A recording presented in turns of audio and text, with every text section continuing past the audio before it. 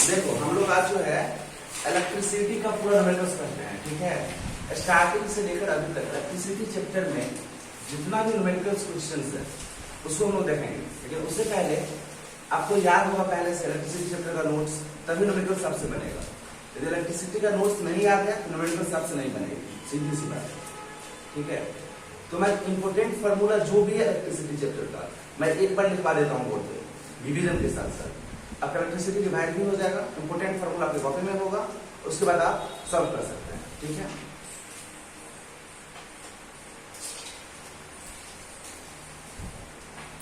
Electricity important formula,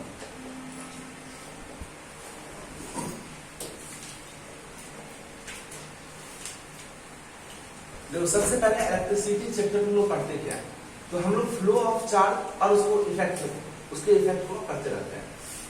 flow of charge क्या होता है, तो जब भी कोई पॉजिटिव चार्ज या फ्री चार्ज एक जगह से दूसरी जगह जाता है उसे हम फ्लो ऑफ चार्ज करते हैं, और फ्लो ऑफ चार्ज को इलेक्ट्रिसिटी करते हैं। यानी इलेक्ट्रिक करंट की यदि बात किया जाए तो कहा जाता है flow of charge per unit time it's said to be the electric current. तो इलेक्ट्रिक करंट को हम डिनोट करते हैं आई से। यहां से पता चलता है कि इलेक्ट्रिक करंट इक्वल टू होता है flow of charge by time, यानी कि charge by time, charge by time, समझ में आ गया। और चार्ज बाय टाइम को हम लिखते हैं Q बाई टी से, Q बाई टी। तो एक फार्मूला हमारे पास है क्या है, I equal to Q by T, पहला फार्मूला, ठीक है। जहां पर I क्या है, तो I electric current, Q electric charge और T टाइम। तो इलेक्ट्रिक करंट का फॉर्मूला है Q बाई टी। यहां से Q का फॉर्मूला क्या हो जाएगा, तो Q इक्वल टू हो जाएगा IG, ठीक है। तो दिक्कत यदि यूनिट की बात किया जाए अलग अलग, तो हमें पता है यूनिट ऑफ चार्ज होता है कूलॉम, यूनिट ऑफ चार्ज होता है कूलॉम, जो C से लिखते हैं। यूनिट ऑफ टाइम सेकेंड, जिसे हम S से लिखते हैं। तो यूनिट ऑफ करंट क्या होगा, यूनिट ऑफ करंट होगा कूलॉम पर सेकेंड। लेकिन SI यूनिट की यदि बात किया जाए तो SI यूनिट ऑफ करंट होता है एम्पियर। तो देखो एम्पियर को हम कैसे डिनोट करते हैं, आपने देखा कि I equal to Q by T, charge by time होता है, जिससे formula Q equal to I। और इसमें जो भी टर्म्स है, I इलेक्ट्रिक करंट है, Q इलेक्ट्रिक चार्ज है, T टाइम है। यूनिट ऑफ चार्ज कूलॉम होता है, यूनिट ऑफ टाइम सेकंड होता है, unit of current coulomb per second होता है, और ऐसा यूनिट ऑफ करंट क्या होता है, एम्पियर होता है। तो निकल पहले से आप राइट डाउन कर दो, फिर आगे बढ़ेंगे। इसको पॉज करो, पॉज करना कर दो।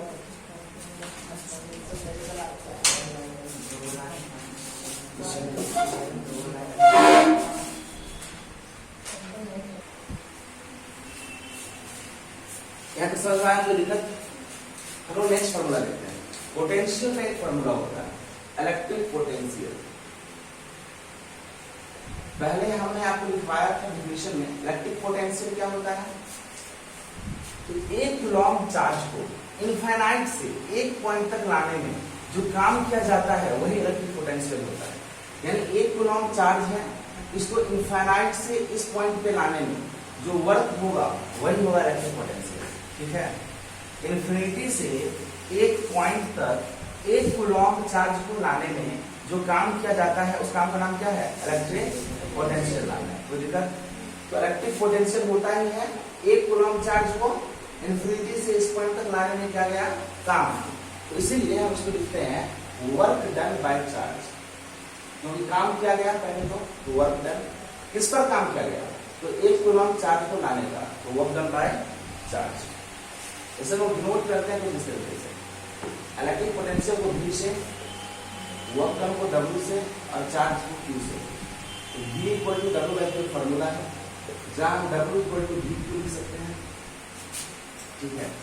यूनिट ऑफ पोटेंशियल वोल्ट होता है, देखो वैसे तो यूनिट ऑफ पोटेंशियल की बात किया जाए तो वर्क का होगा जूल और चार्ज का क्या होता है कूलम, तो जूल पर कूलम होगा क्योंकि यूनिट ऑफ वर्क जो है वो जूल होता है। तो जैसे लेकिन यदि ऐसा यूनिट की बात किया जाए चूंकि ये फॉर्मूला इलेक्ट्रिक पोटेंशियल का जो फॉर्मूला है वर्क डन बाय चार्ज, यानी कि एक कूलम चार्ज को लाने में क्या गया काम, ये फॉर्मूला एक साइंटिस्ट ने दिया था जिसका नाम है अलेसेंद्रा वोल्टा। अलेसेंद्रा वोल्टा, तो अलेसेंद्रा वोल्टा के नाम से ये नाम रखा गया है, ठीक है। तो ऐसा unit of potential electric potential का फॉर्मूला हो जाता है वोल्ट, जिसको लिखते हैं V से, तो दिक्कत इस तरह से हम इस तरह से पोटेंशियल डिफरेंस होता है। अब गौर से समझो पोटेंशियल और पोटेंशियल डिफरेंस में लिखते हैं।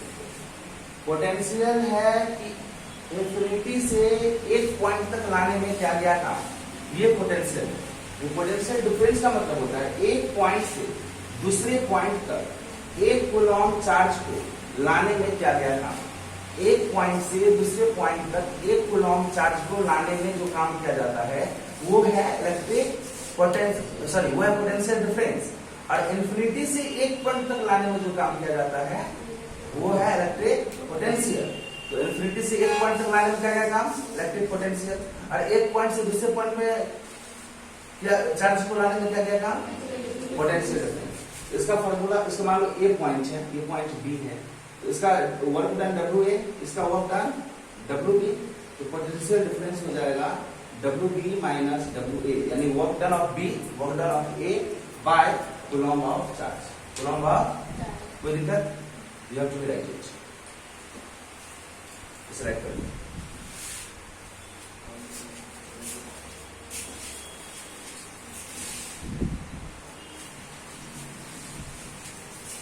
इसके आगे है ओम लॉ।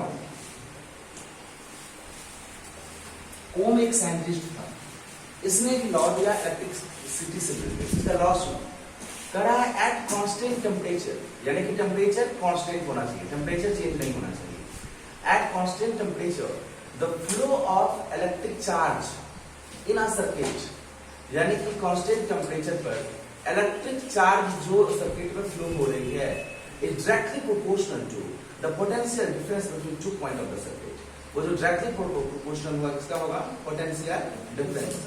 यानी ओम लॉ कहता है कि at constant temperature electric current is directly proportional to what, ऐसे समझो, हाँ मतलब volt directly proportional to electric current और electric current directly proportional to volt।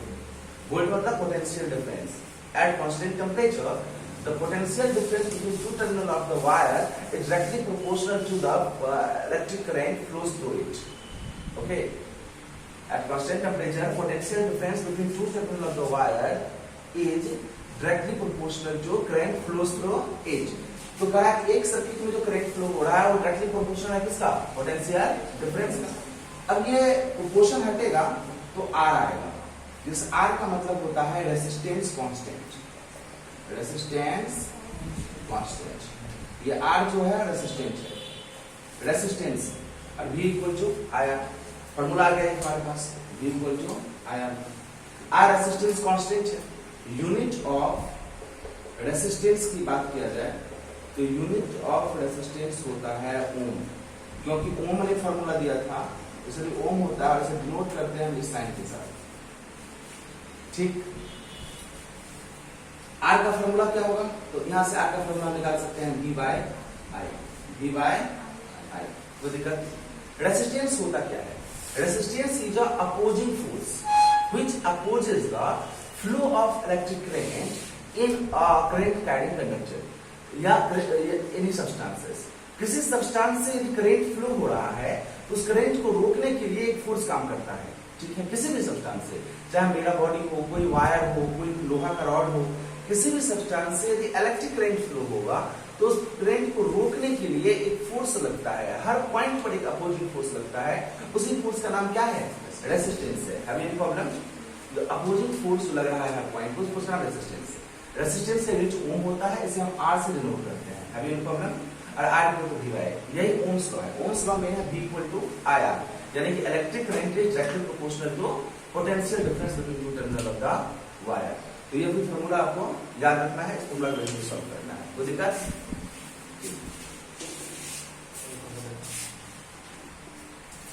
देखो ये जो रेसिस्टेंस है R, ये दो चीजों पर डिपेंड करता है। पहला length of the current carrying wire और दूसरा एरिया ऑफ क्रॉस सेक्शन। ये होता क्या है, मान लो करंट एक वायर से होके फ्लो हो रही है, तो उस वायर का कुछ ना कुछ तो लंबाई होगी, कुछ ना कुछ लेंथ होगा। रेसिस्टेंस है क्या रियल में? तो रेसिस्टेंस कोई सपोर्टिंग फोर्स नहीं है, रेसिस्टेंस अपोजिंग फोर्स है। किसका? Flow of electric current. तो एक वायर से यदि इलेक्ट्रिक करंट फ्लो हो रहा है तो रेसिस्टेंस उसे रोक रहा है, हर पॉइंट पे बोल रहा है रुको रुको, यही रेसिस्टेंस का काम है। तो रेसिस्टेंस कितना ज्यादा होगा? तो यदि कोई वायर बहुत लंबा है तो उसका रेसिस्टेंस बहुत ही ज्यादा होगा, क्योंकि तो वायर लंबा है मतलब पॉइंट बहुत सारा है, तो हर पॉइंट पे वो क्या करेगा? फ्लो ऑफ इलेक्ट्रिक करंट को रुको रुको रुको, तो इसकी वजह से रेसिस्टेंस ज्यादा हो जाएगा। तो वायर जितना लंबा रेसिस्टेंस उतना ज्यादा। तो अक्सर देखते होंगे आयरन का तार या चार्जर का जो वायर होता है, चार्जर का जो डाटा केबल वाला वायर होता है, वो छोटा यदि होगा तो चार्जर जल्दी जल्दी चार्ज होता है, मोबाइल जल्दी जल्दी चार्ज होता है। वजह क्या है कि इलेक्ट्रिक करंट जो चार्जर प्रोड्यूस कर रही है उसको वो डीसी से एसी में, एसी से डीसी में करके भेज रही। जब वो हमारे मोबाइल के पास आएगा और वायर बड़ा होगा तो उसको ज्यादा रेसिस्टेंस रोकेगा, तो हमारे मोबाइल के पास तो बहुत कम इलेक्ट्रिक करंट पहुंच पाएगा, जिससे मोबाइल का चार्जिंग स्लो हो जाता है। यदि वायर जितना छोटा हो उतना स्पीड में चार्जिंग होती है, क्योंकि रेसिस्टेंस उतना ज्यादा कम हो जाता है। तो वायर लंबा होने से रेसिस्टेंस बढ़ेगा और वायर छोटा होने से रेसिस्टेंस घटेगा। इसलिए यदि आप बेस्ट इलेक्ट्रिसिटी चाहते हैं तो वायर बड़ा रखिए, छोटा छोटा रखिए, ताकि रेसिस्टेंस कम हो जाए, इलेक्ट्रिक करंट ज्यादा फ्लो। लेकिन एक बात और, area of cross section, area जितना ज्यादा रेसिस्टेंस उतना कम। एरिया का inversely proportional resistance, resistance is inversely proportional to the area of cross section. यदि तार मोटा होगा, वायर मोटा होगा तो रेसिस्टेंस कम होगा। तो आप ये भी कर सकते हैं, यदि आपको ज्यादा मात्रा में इलेक्ट्रिसिटी चाहिए, ज्यादा क्वांटिटी में इलेक्ट्रिसिटी चाहिए, तो आप वायर को मोटा कर लो। वायर को मोटा करते ही रेसिस्टेंस कम हो जाएगा, रेसिस्टेंस कम होते ही इलेक्ट्रिसिटी क्या हो जाएगा? बूस्ट अप हो जाएगा। ठीक है, तो आप ये कर सकते हैं। Resistance directly proportional to length है, इनवर्सली प्रोपोर्शनल टू एरिया। इसको हम कौन से डिलीट करते हैं तो पता चलता है resistance equal resistance proportional to L by A। Proportion हटेगा तो कांस्टेंट आएगा, इसको रो रखते हैं, rho whole L by A। ये रो क्या होता है? इस रो को हम रेसिस्टिविटी कहते हैं, रेसिस्टिविटी। L जो है वो आपको पता है पहले से क्या है? Length of connected. ये क्या है? Area of cross section. एक क्रॉस सेक्शन का मतलब है एक पॉइंट पर का एरिया। यहां से रो का फॉर्मूला निकाल सकते हैं, R into A by L। Unit of resistivity क्या होगा? यूनिट ऑफ रेसिस्टिविटी, ये रेसिस्टिविटी है। हर एक सब्सटेंस का रेसिस्टिविटी अलग अलग होता है। ये होता है ओम मीटर, ओम ये यूनिट ऑफ रेसिस्टिविटी होती है। कोई दिक्कत? इससे पहले इसे आप क्या करो, लिख लो।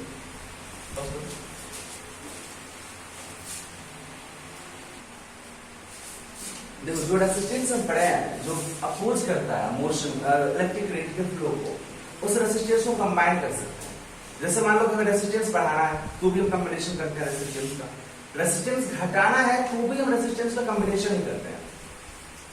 तो रेसिस्टेंस को कंबाइन करने का दो प्रोसेस है, पहला है सीरीज कॉम्बिनेशन और दूसरा है पैरेलल कॉम्बिनेशन। सीरीज कॉम्बिनेशन में यदि हम रेसिस्टेंस को जोड़ते हैं तो रेसिस्टेंस इक्विवेलेंट का फॉर्मूला होता है R1 plus R2 plus R3, इस तरह से।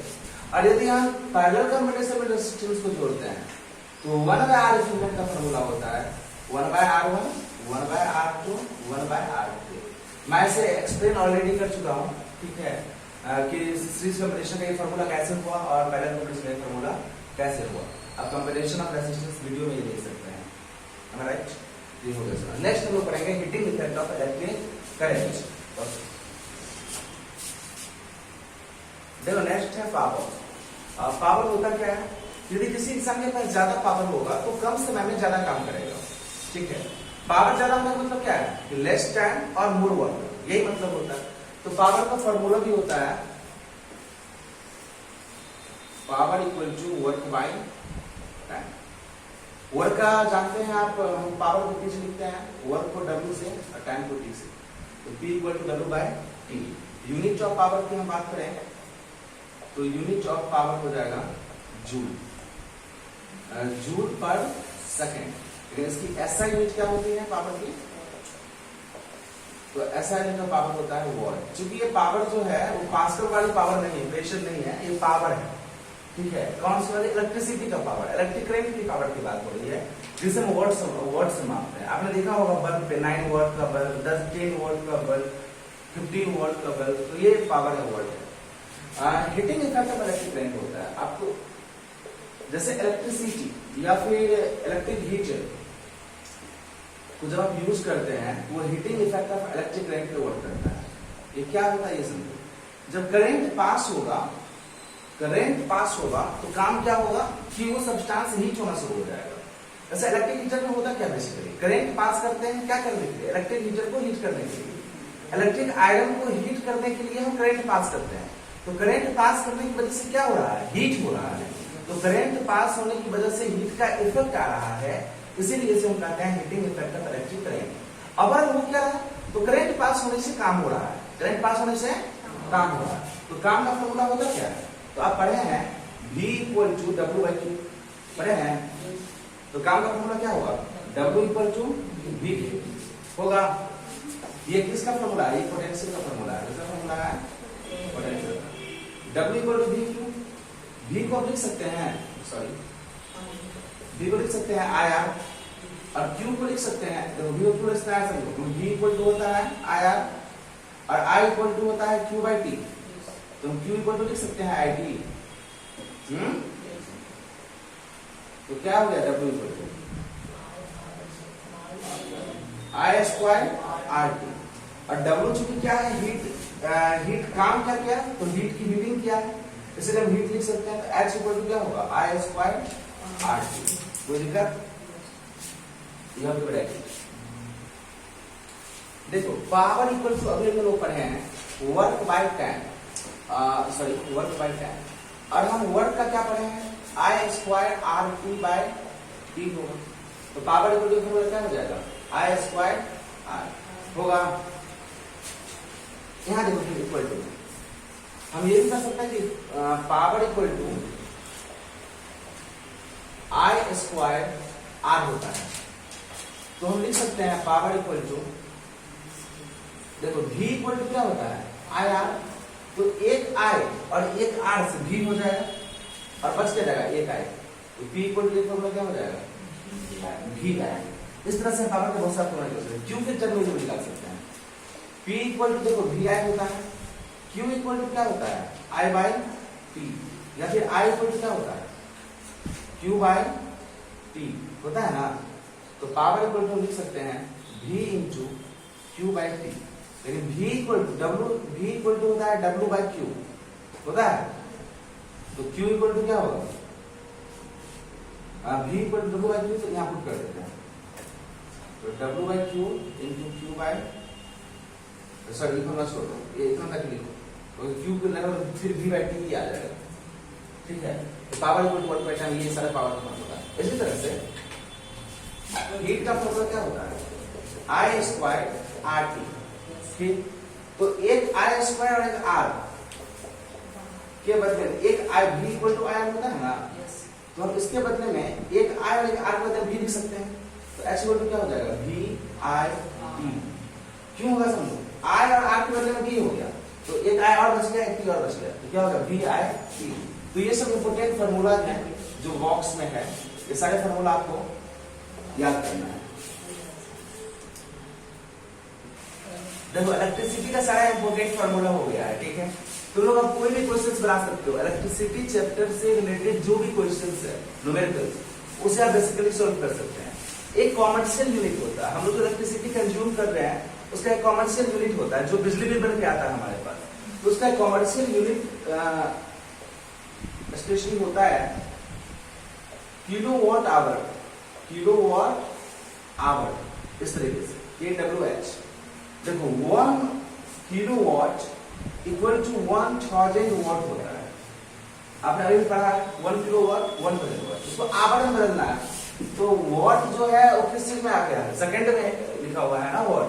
इससे पहले हमने टाइम की जितने भी यूनिट प्रति सेकंड में पढ़ी थी, तो आवर में बदलने के लिए क्या करेंगे हम 1000 को 60 into 60 से मल्टीप्लाई कर लेंगे, तो क्या होगा 360 पे 3 zero sorry 4 3.6 into 10 to the power 5 kilowatt our.